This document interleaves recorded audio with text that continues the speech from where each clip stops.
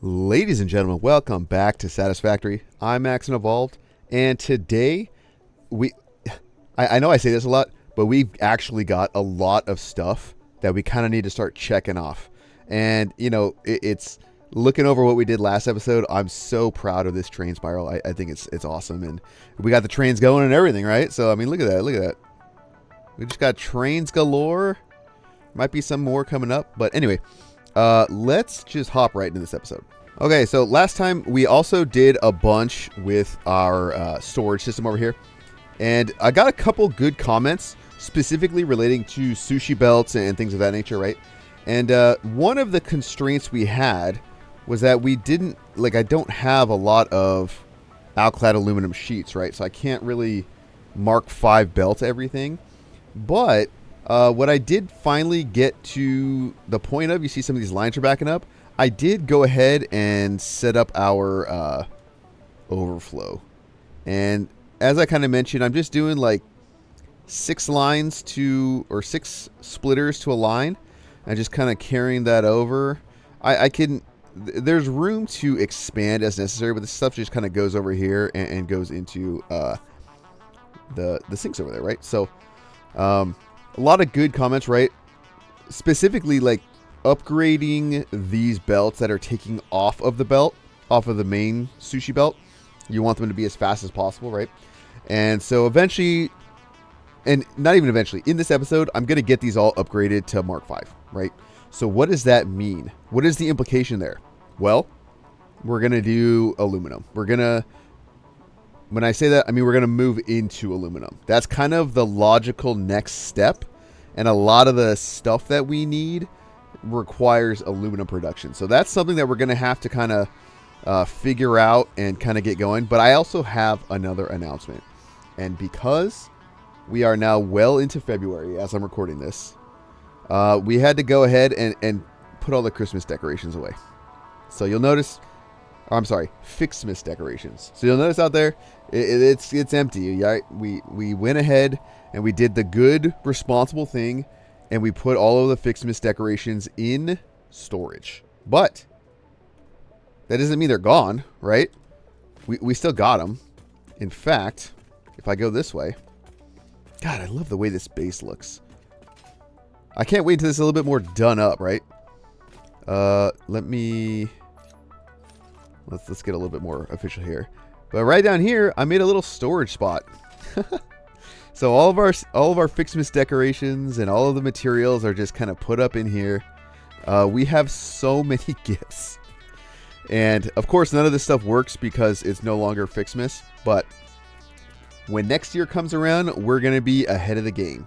So all that stuff. But I also realized this is a lot of space down here that I can use for, one-off processing, other kinds of storage and things of that nature. So kind of cool, right?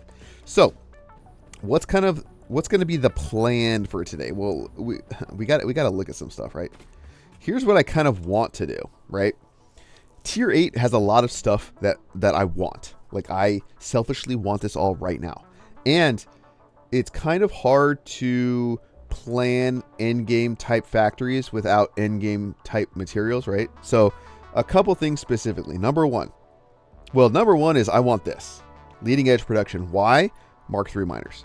Mark 3 miners will allow us to get up to the 1200 ore per minute that a Mark 6 belt can take when we get to that point.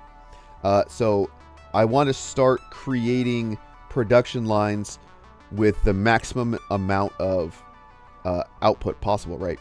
So we need to get this. Now, we have a couple issues. Number one, this stuff down here. Supercomputers, I think these are pressure fused modular frames, right? We can't make any of this stuff yet because we need this. Advanced aluminum production. You'll see this gives us the fused modular frames. Well, I guess we can make supercomputers, right? But then there's other stuff in this that I need. I need to start doing some of this resource well stuff. I need heat sinks. I need cooling systems, right? But you'll notice this takes aluminum stuff, right? So what does that mean for us, right? Where I'm going to be focusing on these two things today, and I'm going to level with you guys right now. It's going to be temporary. It's going to be just get it done, right? So what does that mean for us? Well, if I look at the map here, I believe if I do a little scanny scan here, and I'm looking at the map and I'm standing right here, I believe if I look somewhere up, yes, there is a bauxite node up here, and it's pure. And honestly, it's only about 460 meters away, so it's really not that far away at all, right? So I think what we're going to do is we're going to tap into that.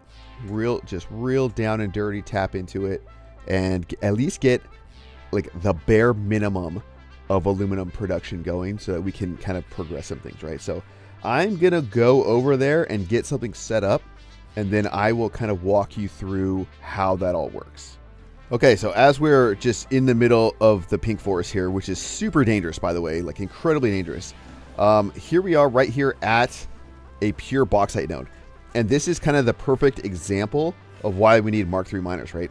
When I finally produce this setup for real in the main base, I want it to be maximized, right? Because I want to kind of do it once and not have to come back. And you can see, you know, we're still getting 240 just base miner here because it's a Mark II miner, right? So with I think with a Mark III miner, this would be 480 with no power shards, right? So it's kind of crazy. But this is actually running up here to a very, very temporary aluminum ingot factory, right? And so let me kind of show you what's going on here. Now, this setup does involve some alternate recipes that you're going to need if you want to copy this, right?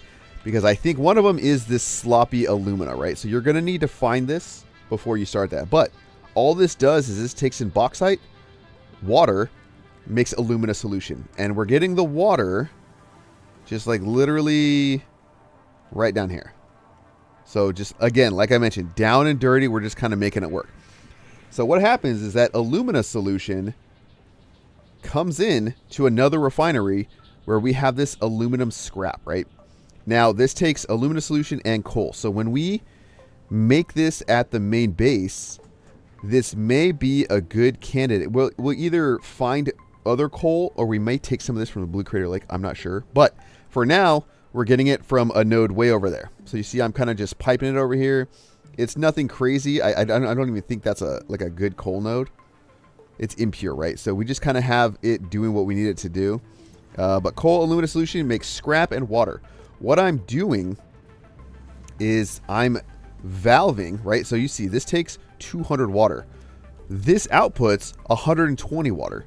So I have a valve on here limiting it to 80 so that this water is always kind of taken and that the water from down below is only kind of... It doesn't override this water, because if this water doesn't output, we're not getting the alumina scrap, right? And you can see like we have no water output and we have plenty of water input. So no worries there, right?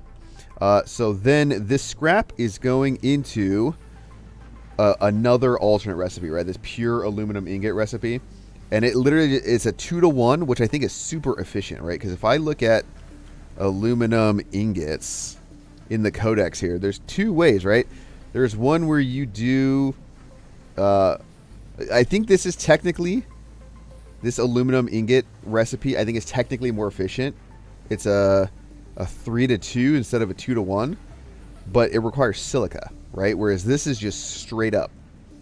And this is a smelter, this is a foundry, right? So a little bit different here, but one refinery's output is enough for 6 smelters worth, right? So 6 times 3, so it's 180. So we have 180 aluminum ingots per minute being produced. Now, aluminum ingots are not alclad aluminum sheets, and they are not aluminum casings, as you can see. So what we have to do is, if we look at alclad aluminum sheets, this takes copper. Now, when we produce this for real, if we remember, let me get this. If we remember back to the main base, we have, and you might see it, all these down here. Normal, normal, normal, untapped copper nodes. So that means I think a Mark III miner maxed out will do 600 or 900, something like that. And that's a ton, right? Because if you look at the recipe again, alclad aluminum sheets, we only need 10 per minute, right? So I think that's close to enough copper, honestly. So that's the idea. What we're going to end up doing is I'm going to end up taking this. This is just kind of building up while I'm doing other stuff. I'm going to end up taking these and running them back to the main base, because the main base is just right there, right? And yeah, so another thing. What we're going to have to do is eventually create a train network all around here. And you'll notice I put a radar tower down, and it shows like we've got bauxite here. We got bauxite here. I know there's bauxite over here. I know there's bauxite. Where's the dune desert? Like, there's like bauxite out here, right? We're going to eventually need to start getting trains out everywhere to deal with all that and bring it all in, right? Because I want to centralize all of the aluminum production, right? So, yeah. So what I'm going to do now is I'm going to just run a belt over there somewhere and get it in the main base and start making alclad aluminum sheets and aluminum casings. Because if you'll notice, we need those for milestones, and we need them for Mark V belts, right? So we can't do anything without tons of alclad aluminum sheets. So let's hop over there and I'll show you the super temporary setup. And as we see these aluminum ingots coming in, they're coming, just to give you an idea of their history, their journey, they're coming down way from over there. We are like at the bottom of the base here. But it was the simplest area to put these down and access the copper down here. So we're just tapping into one node. We don't need a ton of copper. You know, we're smelting it down here, sending it up. And I have aluminum or alclad aluminum sheets. And I have aluminum casings being produced. And again, this is a super temp setup, but this is kind of a preview of things to come, because we're going to need to do this part and the part up there in bulk, right? So, yeah, so we got that going. Now, this is not the only thing I've kind of had to temporarily set up, because we need a couple other parts as well, right? So we're going to go from here, and we're going to boop our way right over there, where you're going to notice some awkwardly placed machines and a lot of splitters and belts and stuff. And look, I'll be honest, this chaotic like belt mess is kind of what I was going for. I don't like, these aren't going to stay long term, because this is literally just to kind of serve a purpose. But we are making some supercomputers over here, right? We need supercomputers. And I wanted to at least get some temporarily made, and here is the place to do that, right? So we're using just this regular supercomputer recipe. Plastic and all this stuff we're bringing in, because we're already kind of making that stuff here. And in this system right here, which we're making the adaptive control units, I have it turned off because we have just like literally almost a whole bin full. So I figured like when we need these again, we have a ton. So that's turned off, but that means this computer production, this circuit board production, the AI limiters that we're making. I think that's this right here. No, that's automated. I turned off automated wiring so that I could take quick wire. Like, there's just so much going on. I mean, we're doing all that. So the two things we kind of need to make. Oh, I'm doing AI limiters right here, right? AI limiters. I've got plastic coming in from up here. Like, it's just crazy, man. It's crazy. You know, we're making high-speed connectors because we need high-speed connectors for the supercomputers. Like, we're just doing it all over here, right? But supercomputers are going to be used in the Mark III miners, I believe, and a bunch of other stuff. The other thing we're going to need to make is radio control units. So I'm going to be setting that up somewhere around here. In fact, maybe I'll do that up here. Is there room up here? Maybe I'll do it over here. Another, like, radio control units, if you look at the recipes, they both take crystal oscillators, and that's one thing we're not making, right? So what I'm going to do is probably set up a radio control unit and crystal oscillator factory. Probably use this recipe since I'm already making most of that stuff. And I'll probably do it over here just because we've already got all the crystal stuff down here. You know what I mean? Like, it's all right here, and it's just dormant, doing nothing. So let me knock that thing out real quick, because it's that is the bottleneck right now that's preventing us from moving forward. Okay, so as promised, I did go ahead and make these little factories here. A lot less complicated looking than what we have going on over there, right? But we do have radio control units. I did sloop this stuff because I want it produced rather quickly, and I have extra sloops, so I figured it's like not a big deal. But pretty simple. We're making crystal oscillators here, and we're using this alternate recipe because we're making AI limiters over with the supercomputers, and we have just like rubber for days. And I just made this kind of web of belts and lifts and stuff to kind of get things moving. And then we're like importing aluminum casings down there. You know, we're literally running it from over there and up here to get to this part.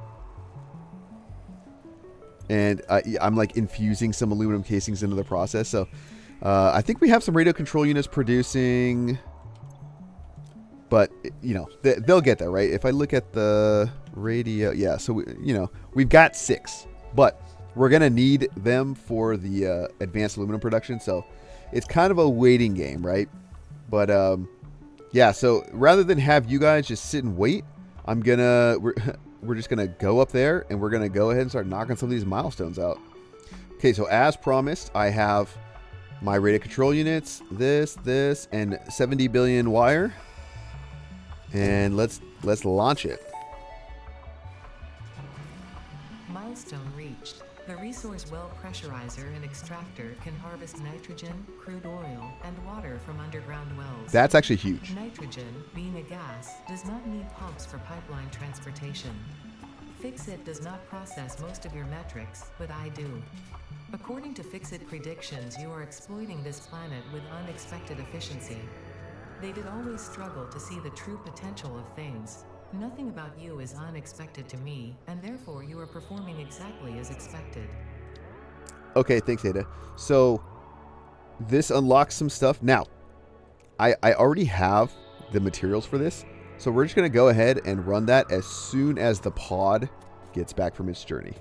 And now that the thing has got back, we can probably get one of the single most important milestones for the late game, honestly. And I'm so excited to have it. The Miner Mark III provides top-of-the-line resource extraction potential, making it even easier to contribute to project assembly. Project part number 8, the thermal propulsion rocket, is the most complex project part of this phase, as it requires turbo motors, and thus requires your best. Fixit didn't think pioneers such as you could get this far. I am glad we have both proven them wrong. Okay, so there's a lot of actually good information in there, because there's a lot of stuff we're going to end up needing to do, right? Thermal propulsion rockets, like, these things are beasts. They are absolute monsters that we have to kind of eventually get to. And I mean, look at modular engines, turbo motors, cooling systems, and the fused modular frames, right? It's just ridiculous, right? So, what does that mean, right? Well, again, it all kind of comes back to aluminum.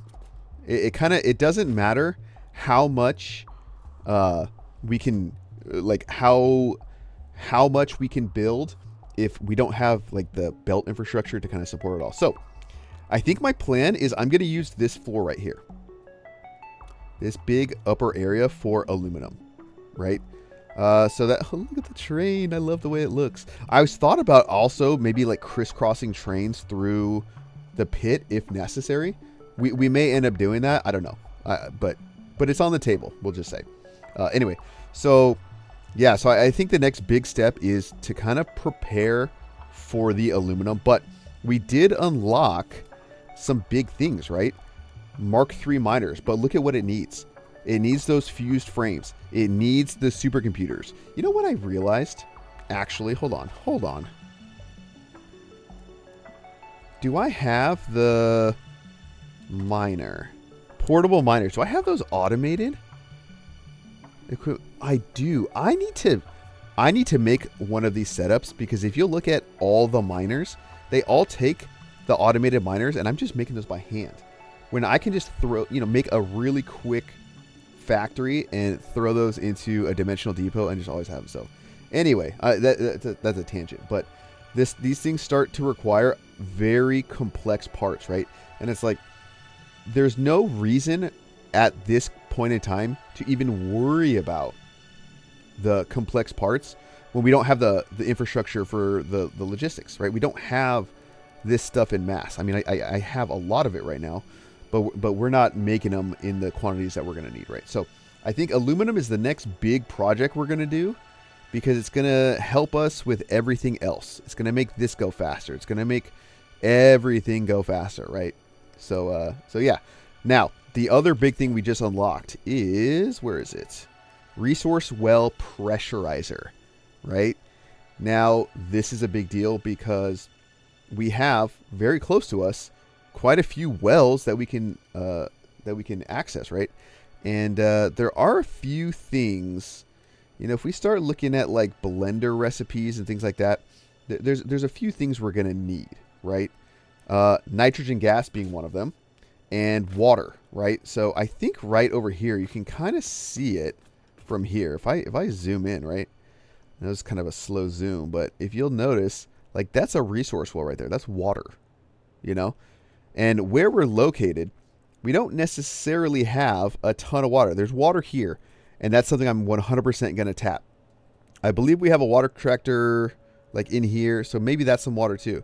But there's also a water well like right in this area too, somewhere in here, right? So getting these wells pressurizers set up is something I want to do, because again, I don't know exactly. I'll be honest, like I've been a bad engineer. I've been a bad factory designer. I have not planned out what all the numbers for all the stuff we're going to need for our aluminum, right? Because you remember, it's going to be quite a bit, right? So I think the best thing I can do is maybe get that stuff kind of set up and maybe moving over here, and it's all like right out there, right?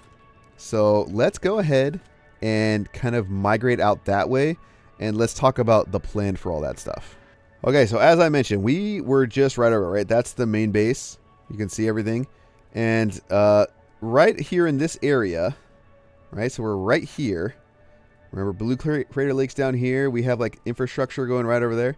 This is where one of the closest nitrogen wells is. Now, this is kind of an important one because it is actually a pure one. So I've already kind of done some numbers. When this thing's powered on and maxed out, we can get 3,000 nitrogen gas per minute, which that's huge. And that's not it. If I go over here, let me put on my jetpack actually. Let's make this faster. If I go over here and dodge all of these enemies, right over here, we get the bean bounce assist. Just kidding. We completely missed. I mean, look at this. That's crazy, man. Right over here, we have water. And there's our base. And we're going to eventually need all that stuff, right? So what I'm going to do is get this and the nitrogen kind of set up, right? I know I'm going to need a ton of water. Not just for the aluminum, but for a lot of the other stuff that we're going to need. Like blender recipes are going to need water. There's probably going to need nitrogen gas, or we're going to have to make nitric acid or something. What is going on, man? Leave me alone.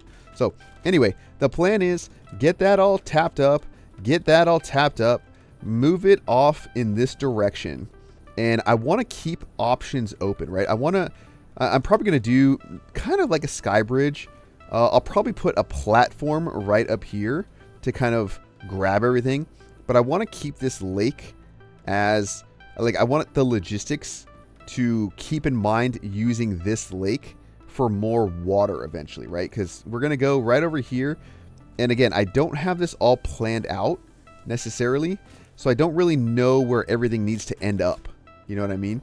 But, and then we also have like this right here. We have this quartz that we're going to want at some point, right? So I'm going to make like a sub-platform right here that all of the... Oh my god, there's so many spiders. Oh my god. Get me out of here. Get me out of here. God, this is so dangerous, man.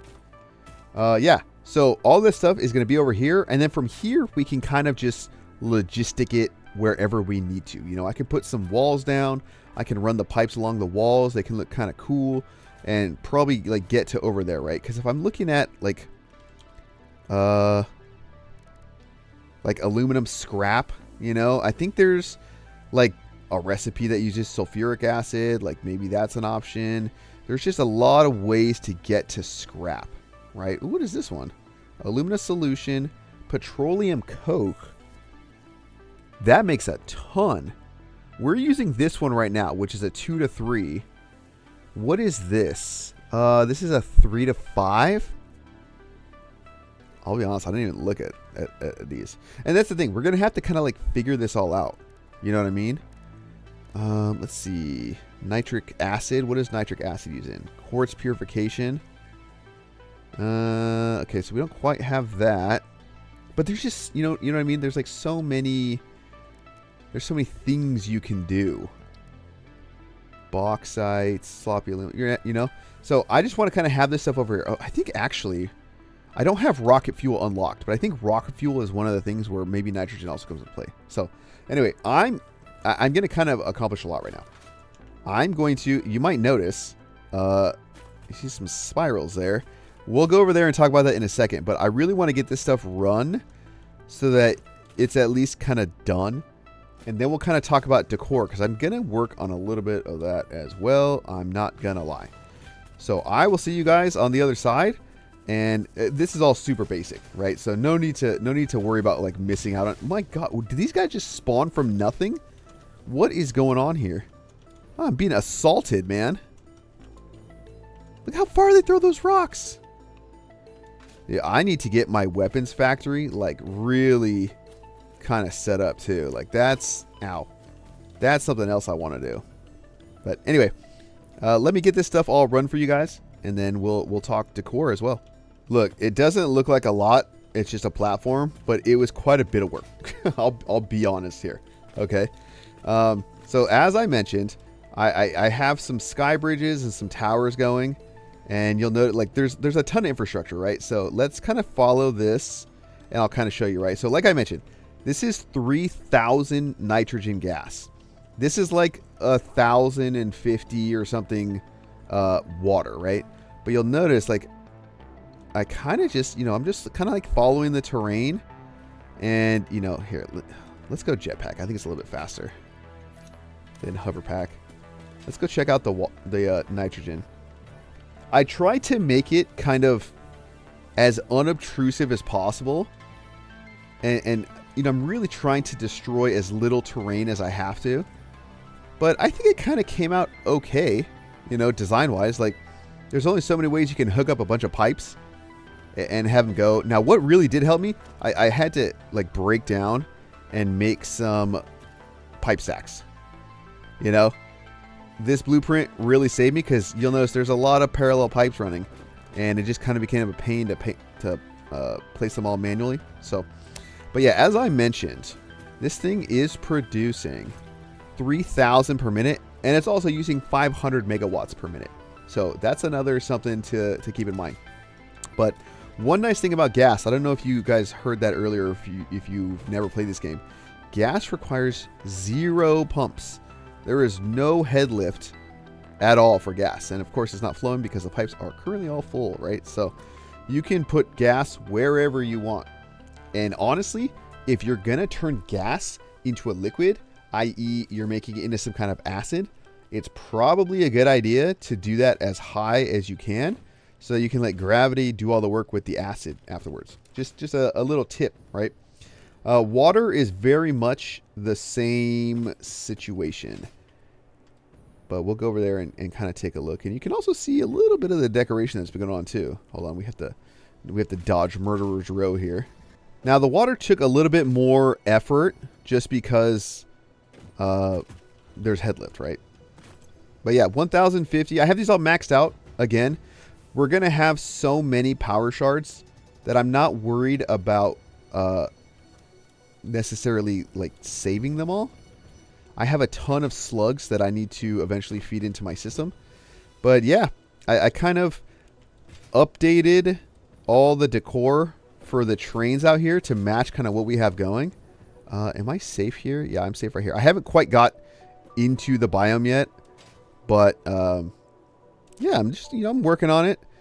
I'm kind of testing out some designs, some new support looks.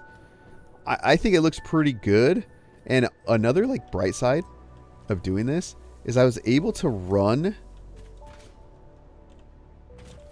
the power lines like right under. So when I need to kind of get power to places, I can just use that. That's kind of like a nice feature, honestly.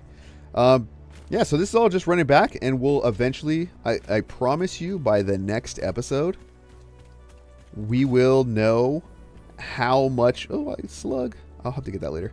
We'll know how much of all the materials we're going to want, so that we can kind of see, is this all that we need? You know what I mean? So, yeah, so let's kind of talk trains, right? Because trains are a crucial aspect here, right? You'll notice I have that train kind of extended out that way because this train is running off in this direction, right? Because we're eventually going to need to hit up all of these bauxite nodes, like I mentioned, and kind of bring them all back, right? So that's kind of another reason that I'm utilizing this level, because it just naturally has trains. It naturally has like the main train line coming through here. And so offloading or scooting it out to offload into train stations for the bauxite should be easy. Water shouldn't be a problem. I should be able to just like run the water over to here as necessary. Now, I have also completed my train spirals, and they're signaled and they're tested. And honestly, I hope you guys like them. But I will be honest with you. The way this spiral is constructed is a little bit different than the way these are constructed.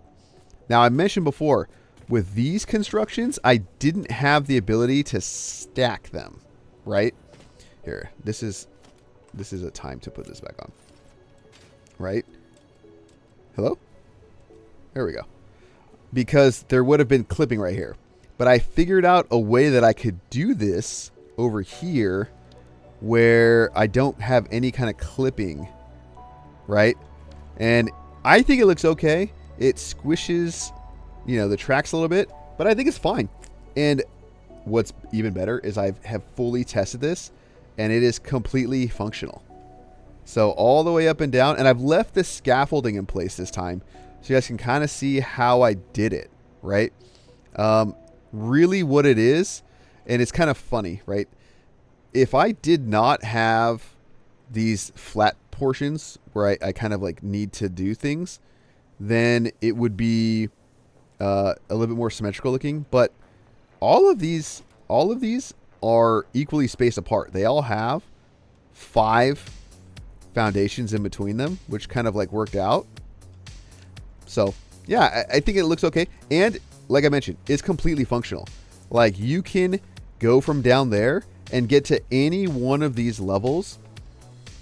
You can go up there, you can go down here. No problem. I've got all the path signaling in. I've got the block signaling in. It's just easy, right? So we can do things like take the abandoned train line that we have, like that one right there, and utilize it in other ways. We have materials that are going to be on that train line that aren't being used. Resources, right? Copper, iron, right? We have some resources over by the coal power plant. If you look, the coal power plant is, where are we? Is right over here. We have limestone, normal copper, and I think this is in a pure iron sitting there in the middle that we need to get out of there, right? So it's just, this setup makes the whole base accessible for trains. We can literally put trains on any level, and they can get to any other level. And that was exactly the design that I was trying to accomplish, right? So I'm pretty happy with this. And once I have it all decorated, I think it's going to end up looking pretty good as well, So yeah, I mean, like this is kind of the like a really big milestone for the build done. And I don't know, I'm just like super excited about it, honestly. So yeah. Anyways, guys, I hope you're all enjoying. I hope you're excited for what we got going, because there's a lot, but I think everything's really going to start taking off, and yeah, I think it's all going to be really cool. So thank you all so much, and we'll see you in the next one.